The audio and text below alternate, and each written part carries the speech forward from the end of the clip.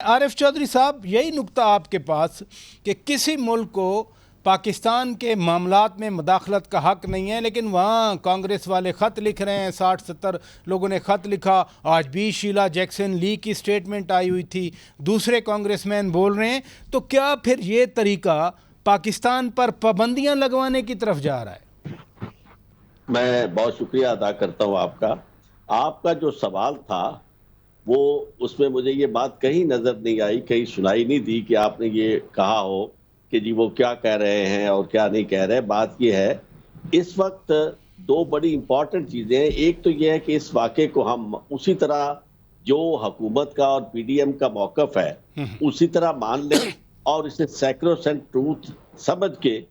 بالکل یہ طے کر لیں کہ جناب پی ٹی آئی ایک دہشت گرد تنظیم ہے، پی ٹی آئی نے یہ سارا کچھ کیا ہے، اور اس کے بعد سب لوگوں کو ریئلائزیشن ہو رہی ہے اور وہ جناب سارے پی ٹی آئی چھوڑ رہے ہیں. اور جو کچھ اس وقت مریم نواز کہہ رہی ہے اور جس طرح وہ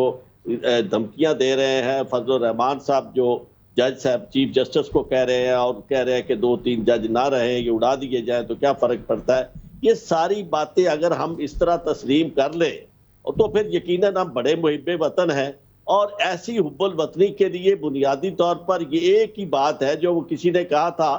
کہ بالغو سکولے آ کے صبر شکر چولی پا کے رٹے اتے کوٹا لا کے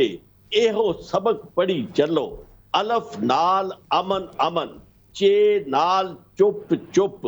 جیم نال جن جن، پے نال پری پری. لیکن اگر عقل سلیم ہمارا ساتھ دیتی ہے اور اسپیشلی وکیل ہوتے ہوئے ہمیں یقیناً دیکھنا پڑے گا کہ کس طرح کے سرکمسٹانسز تھے اس سے پہلے